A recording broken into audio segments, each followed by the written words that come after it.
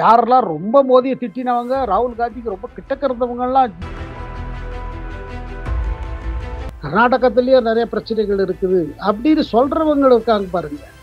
அவங்களுக்கெல்லாம் என்ன சொல்றாங்கன்னா, பிஜேபி ரொம்ப நல்லா பெர்ஃபார்ம் பண்ண போறாங்க. கண்டிஷன் நீங்க ஒரு அரசு போட முடியுமா? அந்த மாதிரி அவர் என்னடான்னா அவர் அழறாரு. வீடியோ எல்லாம் வருது பாருங்க. அவர் சொல்றாரு, என்ன இங்க எங்கேயும் தள்ளுறாங்க, இங்க ஆன் வாய்ஸ் வீடியோஸை லைக் பண்ணுங்க, ஷேர் பண்ணுங்க, சப்ஸ்கிரைப் பண்ணுங்க and மறந்துடாம பெல் பட்டனை பிரஸ் பண்ணுங்க. தமிழ் உறவுகளுக்கு வணக்கம்.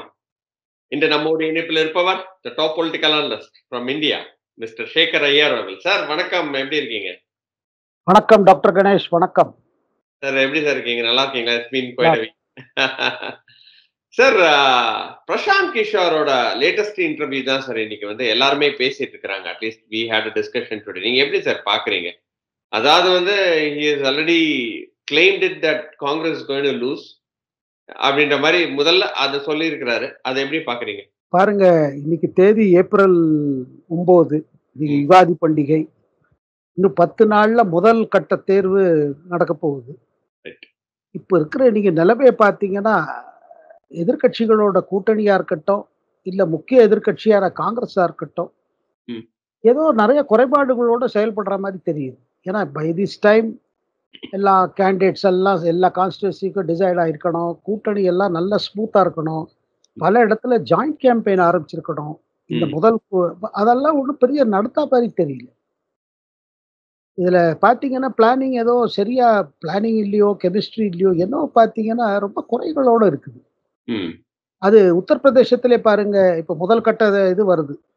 இப்போ நான் ஏன் உத்தரப்பிரதேசத்தை உதாரணமா எடுத்துக்கிறேன்னா, அங்க கூட பாருங்க, ஒன்னும் காங்கிரஸ் சமாஜ்வாதி பார்ட்டி ஒரு ஜாயிண்ட் கேம்பெயின் கூட ஒன்றும் பண்ணலைங்க. இன்னும் பண்ணல. ஆமா, பண்ணல. அதை தவிர்த்து பாருங்க, கேண்டிடேட்ஸும் மாத்திட்டே இருக்காங்க. சமாஜ்வாதி பார்ட்டிக்குள்ளேயும் பிரச்சனை இருக்குது. மகாராஷ்டிரத்திலயும் ஒரே பிரச்சனை, இந்த மகா விகாஸ் அகாடி. இதெல்லாம் பார்க்கும் பொழுது அதே நேரத்தில் இன்னொரு பக்கம் பார்த்தீங்கன்னா, பிரதமர் டெய்லி ஒரு 3-4 ஸ்டேட்ஸை கவர் பண்றாரு. அதாவது அட்லீஸ்ட் ஒரு 3-4 மாநிலங்கள் கவர் பண்ணிட்டு மீட்டிங் போட்டுட்டே போறாரு. கேண்டிடேட்ஸ் போட்டாச்சு. என்டிஏல இருந்த நிறைய இடத்துல சீட் அட்ஜஸ்ட்மெண்ட்ல ஆயிடுச்சு. அண்ட் டக்குன்னு ஒரு நாள் பீகாருங்கிறாரு, ஒரு நாள் ராஜஸ்தான், அப்புறம் இன்னைக்கு தமிழ்நாடு. இந்த மாதிரி பாத்தீங்கன்னா இன்னொரு பக்கம் கேம்பெயின் ரொம்ப விகரா பிடிச்சிருக்கு. இதற்கிடையில காங்கிரஸ் தன்னோட தேர்தல் பத்திரிகையும் ரிலீஸ் பண்ணிருக்காங்க, மேனிஃபெஸ்டோ. அதுலயும் பாத்தீங்கன்னா ஒன்றும் பெரிய எக்ஸைட்மெண்ட் இல்லை. அதே என்ன முன்ன சொல்லிட்டு இருந்தாங்களோ அதே மாதிரிதான் கொடுக்குறாங்க. அண்ட் எதெல்லாம் வந்து செயல்படுவதற்கு கஷ்டம். ஒரு குடும்பத்துக்கு 1 லட்சம் தருவோம், அது தருவோம், இதெல்லாம் சொன்னாங்கன்னா அதுக்கெல்லாம் எங்க திரட்ட போறாங்க? அவ்வளவு இது எங்க இருக்குது? இதுல பிராக்டிக்கல் இஷ்யூஸ் எல்லாம் வருது. இதெல்லாம் பாத்தீங்கன்னா ஓவரால் எதிர்கட்சியோட ஒரு கேம்பெயின் ஒரு பக்கம் பார்க்கும்போது இன்னொரு பக்கம் பார்க்கும்போது எப்படி இருக்குது. அதை தவிர்த்து பிரசாந்த் கிஷோர் என்ன சொல்றாருன்னா, அவர் காங்கிரஸோட இதை பத்தி சொல்றதை விட தென்னிந்தியாவில் பிஜேபிக்கு ஒரு பெரிய மாற்றம் வரப்போற சொல்லுதுதான் அது பெரிய பாயிண்ட். ஆமா. அதாவது ஒரு கட்டாயமாக ஒரு அதிசயம் இருக்க போகுது. ஏன்னா இப்ப இதுவரையில் என்ன சொல்லிட்டு இருக்காங்க, இல்ல கேரளால ஒண்ணுமே பண்ண முடியாது, பிஜேபிக்கு ஒண்ணும் பண்ண முடியாது, தமிழ்நாட்டிலயும் ஒண்ணும் பண்ண முடியாது, கர்நாடகத்திலயே நிறைய பிரச்சனைகள் இருக்குது அப்படின்னு சொல்றவங்க இருக்காங்க பாருங்க. அவங்களுக்கெல்லாம் ஒரு அதிசயம் வரப்போகுது. ஆந்திரால ஒரு கூட்டணியோட இருக்காங்க, அதாவது சந்திரபாபு நாயுடுவோட கூட்டணி பண்ணிட்டாங்க. இதெல்லாம் பார்க்கும் பொழுது definitely we are going to see some surprise. அதுதான் பண்றாரு. நீங்க என்ன ஆன்டிசிபேட் பண்றீங்க? தென்னிந்தியாக்கு வந்து என்ன மாதிரி ஆன்டிசிபேட் பண்றீங்க? கட்டாயமா பாருங்க, அது நான் உடனே சொல்ல மாட்டேன் இப்ப நிறைய சீட்டு வந்துடும். ஆனா கட்டாயமா பாருங்க, 1-2 சீட்டு வந்தா கூட தமிழ்நாட்டுல ஒரு மாற்றம் இருக்க பொழுது. தமிழ்நாடு இருக்கட்டும், கேரளால இருக்கட்டும், இங்கெல்லாம் 1-2 சீட்டு வரக்க வாய்ப்பு ரொம்ப நல்லாவே இருக்குது. பாருங்க, ஒண்ணு என்னன்னா, மக்கள் வந்து பாத்துட்டாங்க எப்படி போயிட்டு இருக்கு, என்ன பாலிடிக்ஸ் நடக்கிறது. இது they want some changes. அதுல எவ்வளவு தூரம் இந்த இப்ப பிஜேபி பொறுத்து மட்டும் கேட்டீங்கன்னா, ஃபைனல் ஸ்டேஜ்ல என்ன ஆகுதுன்னா, you have to bring your supporters, you have to enthuse them. அவங்களை இன்ஸ்பயர் பண்ணி வாங்க ஓட்டு போடுங்க. அது ஒண்ணு. ரெண்டாவது இன்னொரு பிரச்சனை என்ன இருக்குதுன்னா, வெயில் கொளுத்துறது. வெயில் த்ரூ அவுட் இந்தியா. ம். அந்த வெயில தாண்டி மக்கள் வெளியில வந்து ஓட்டு போடணும். இதான் some of the factors. Hmm. Of course these factors affect every party. கொளுத்துற வெயில். ஸோ இதெல்லாம் தான் ஃபேக்டர்ஸ். பட் டெஃபினெட்லி 2, 3 விஷயம் கிளியரா இருக்குது. ஒண்ணு advantage for NDA. Hmm. Prime மினிஸ்டரோட traction or support or popularity அதுல எந்த குறைபாடு தெரியவில்லை. 3வது காங்கிரஸ்ல வந்து ஒரு எந்தூசியாசம் இல்ல. காங்கிரஸ் கட்சி விட்டு பல பேர் விட்டுட்டு வர்றாங்க இந்த நேரத்துல. யாரெல்லாம் ரொம்ப மோதியை திட்டினவங்க, ராகுல் காந்திக்கு ரொம்ப கிட்டக்க இருந்தவங்கலாம் இல்ல ஒண்ணும் நடக்கிறதுக்கு இல்லன்னு வெளியில வராங்க. ம். இதெல்லாம் ஒரு பக்கம் ஆயிட்டு இருக்கு. இன்னொரு பக்கம் பார்த்தீங்கன்னா, பிஜேபி தன் கேம்பெயின் ஒரு விதமா they put it in high gear. ஒரு டாப் கியர் சொல்லுவாங்க பாருங்க. அந்த டாப் கியர்ல போட்டாச்சு. இதெல்லாம் பார்க்கும்பொழுது என்ன தோணுதுன்னா, இந்த அப்புறம் உங்களுக்கு தேர்தல் ஒரு மொமெண்டம கேரி பண்ணணும் பாருங்க. ஆமா. அந்த ஹை மொமெண்டம் ஆல்ரெடி பிஜேபி பண்ணுவது போல தெரியுது. அதே மாதிரி அவர் என்ன சொல்லியிருக்காருன்னா, if Congress loses this election, ராகுல் Gandhi has to step down அப்படின்ற மாதிரி ஒரு கோரிக்கையும் வச்சிருக்கிறாரு. அது நடக்குமா? அந்த பாசிபிலிட்டி இருக்கா? நீங்க வந்து எப்படி பாக்குறீங்க? He is made a first shout at it. எல்லாருக்கும் சொல்றதுக்கு முன்னாடி அவர் வந்து முதல்ல சொல்லிட்டாரு. இதெல்லாம் சாத்தியப்படும் நீங்க நினைக்கிறீங்களா? இல்ல பாருங்க, காங்கிரஸ் கட்சியை பொறுத்து மட்டும் அந்த குடும்பம் இல்ல வச்சுக்கோங்க. ம். காந்தி குடும்பம் சுத்தி தான் காங்கிரஸ் கட்சி. அதாவது நேருவுக்கு பிறகு இந்திரா, இந்திராக்கு பிறகு ராஜீவ், ராஜீவுக்கு பிறகு சோனியா, சோனியாவுக்கு பிறகு ராகுல், இப்படி போயிட்டு இருக்கு. அந்த கட்சியில வந்து குடும்பம் தான் முக்கியத்துவம். ஆமா. இதுல ஒன்றும் ஆச்சரியமே இல்லை. அதை சுத்தி தான் இருக்குது. எப்படி டிஎம்கேல பாருங்க, இந்த குடும்பம் இந்த சென்டர் வாட் எவர். அதை தலைவர்களும் சரி தொண்டர்களும் சரி அதை தேவ் அக்செப்டட் தட். அதுல வெறும் இது. ஸோ காங்கிரஸ் கட்சி பொறுத்து மட்டும் பார்த்தீங்கன்னா 24ல தோத்து போன போதே எல்லாரும் சொன்னாங்க, இல்ல இல்ல புது ஆளெல்லாம் வரணும், இந்த Congress should get new leaders அப்படின்னு சொன்னாங்க. ஆனா 19 வந்த போது அது ராகுல் காந்தி தான் முன்னாடி இருந்தாரு. அவர் by then he was Congress president. இப்ப திருப்பி 24க்கு 19 24 என்ன ஆச்சு? இல்ல குடும்பம் கொஞ்சம் பின் they should take a back ஸ்டெப்னு சொன்னாங்க. அதனால கர்கே மாதிரி ஒரு தலைவரை முன்னாடி வச்சாங்க. அவர் என்னடான்னா அவர் அழறாரு. வீடியோ எல்லாம் வருது பாருங்க. அவர் சொல்றாரு, என்ன இங்க எங்கேயும் தள்ளுறாங்க, இங்க போ சொல்றாங்க, அங்க போ சொல்றாங்க, என்ன ஒரு இது மாதிரி யூஸ் படுத்துறாங்க. அவர் வருத்தப்பட்டு ஒரு இது சொல்றாரு. ஏன்னா அங்க real power is with the family. இப்ப திருப்பி என்னன்னா பாருங்க, இப்ப 24ல ஒரு பெரிய பின்னடைவு ஏற்பட்டதுன்னா he may take a break, but I don't think Congress party will do without the family. சரி சரி, இவர் கொஞ்சம் போட்டோம், பிரியங்கா வரட்டும், அப்படி இப்படின்னு ஏதாவது சொல்லுவாங்க. But I don't think the Congress party R the family will give up each other. Overall நடக்காது அப்படின்ற மாதிரி தான் பாக்குறீங்க. Still the power will lie with the family. Family will dominate. இல்ல அது ராகுல பொறுத்துட்டு இருக்கு. அவர் ஏன் விட்டுட்டு போவாரு? இப்ப பாருங்க, அவரோட ஈடுபாடு அதிகமா தான் இருக்கு, குறையல. ஆமா. இப்ப அவர் என்ன சொல்றாரோ அதுதான் கட்சியோட கொள்கையா இருக்கு. அது பல விதத்துல அந்த கொள்கை ஒரிஜினல் காங்கிரஸோட கொள்கை இல்ல. காங்கிரஸ் பாத்தீங்கன்னா ஒரு நடு பார்ட்டி. நான் சொல்றது நடு பார்ட்டினா இன் ஐடியாலஜி சென்ட்ரிஸ்ட் பார்ட்டி. நடுவுல நிக்கிற பார்ட்டி இல்ல. இடதுசாரி இல்ல, வலதுசாரி இல்ல, நடுவுல. அண்ட் ஒரு டயத்துல it was considered a natural party. பல இந்தியர்கள் ரொம்ப நேச்சுரலா அதுக்கு ஓட்டு போடுற பார்ட்டியா இருந்தது. அப்ப அதோட கொள்கைகள் அந்த மாதிரி இருந்தது. பட் சோனியா காந்தி தலைமையில ராகுல் காந்தி பார்த்தீங்கன்னா அது கம்ப்ளீட்டா இடதுசாரியாகி இன்னும் இடதுசாரிக்கு போயிடுச்சு. அதுல பாருங்க என்ன ஆச்சு, அதோட அட்ராக்ஷன் குறைஞ்சு போச்சு. மிடில் கிளாஸ்க்கு அதுல அட்ராக்ஷன் கிடையாது. ஏன்னா காங்கிரஸ் சொல்ற விஷயங்கள்லாம் எதுவும் இப்போ பாருங்க, ஒரு குறிப்பிட்ட பேர் நான் சொல்றேன் ஒண்ணு. இப்போ இண்டஸ்ட்ரி ட்ரேட் எல்லாம் பாருங்க, அவங்களுக்கு இப்போ மோடி கவர்மெண்ட் ஒரு ஸ்கீம் கொண்டு வந்திருக்காங்க, ப்ரொடக்டிவிட்டி லிங்க்டு இன்சென்டிவ்ஸ். நீங்க உற்பத்தி அதிகமா பண்ணீங்கன்னா உங்களுக்கு இன்சென்டிவ்ஸ் கிடைக்கும். உங்க கெப்பாசிட்டி என்ன இருக்கோ அந்த கெப்பாசிட்டியோட நீங்க suppose you go for optimum production, then you get some incentive, tax relief, tariff relief, அதெல்லாம் இருக்கும். காங்கிரஸோட தேர்தல் பத்திரிகையில் என்ன சொல்றாங்க, இல்ல இல்ல அது கிடையாது, we will bring income based incentive. நீங்க நிறைய வேலை வாய்ப்பு கொடுத்தேன்னா உங்களுக்கு இன்சென்டிவ் கிடைக்கும். நீங்க சொல்லுங்க, எந்த தொழிலுமே, எந்த தொழில் அதிபதி, சின்ன இருக்கட்டும் பெரிய தொழில் அதிபதியா இருக்கட்டும், அவங்க இண்டஸ்ட்ரி ஒரு செட்டப் பண்ணாங்கன்னா அவங்க வந்து ஒரு ரீசனபிள் ப்ராஃபிட்டை வச்சுன்னு அவங்க ஆப்ரேட் பண்ண ஆரம்பிப்பாங்க. 10% ப்ராஃபிட் இருக்கணும், 20% ப்ராஃபிட் இருக்கணும்னு ஆரம்பிப்பாங்க.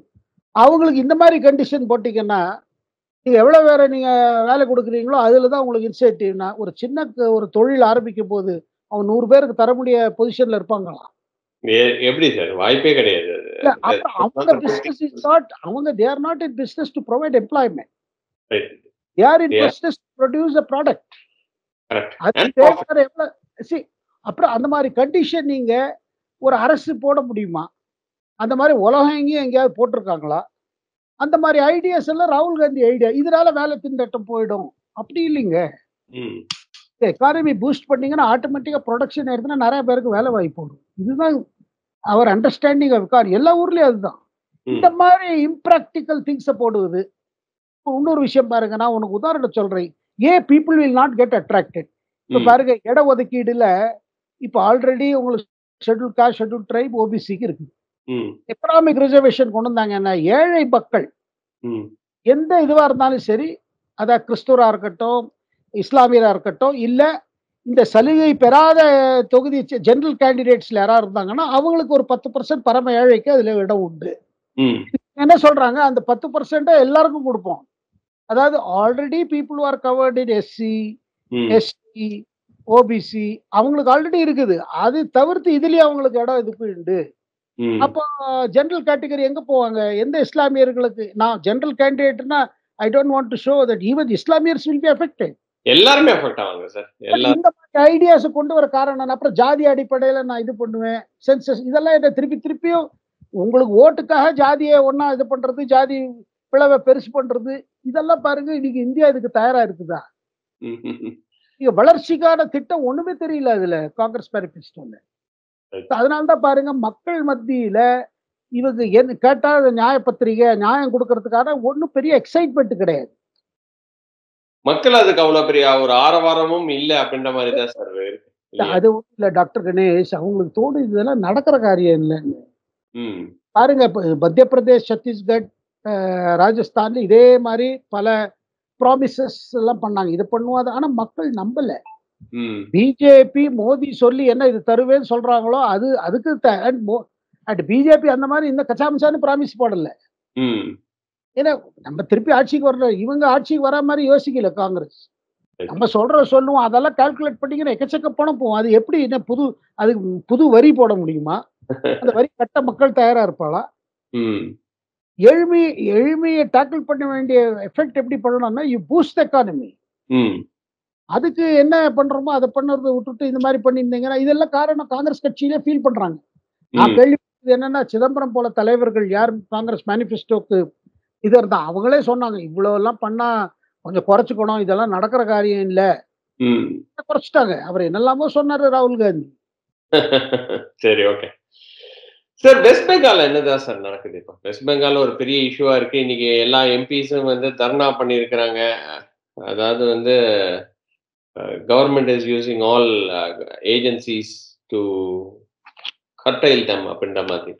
எப்படி சார் பார்க்க வேண்டியதா இருக்கு? இது வந்து ஒரு நெகட்டிவா போகிறதுக்கு வாய்ப்புகள் இருக்கா? இல்லாட்டினா வந்து இல்ல, what is happening in West Bengal is really bad and Modi government is taking right action அப்படின்ற மாதிரி இந்த சைடுல பேசுறேன். நீங்க எப்படி பாக்குறீங்க?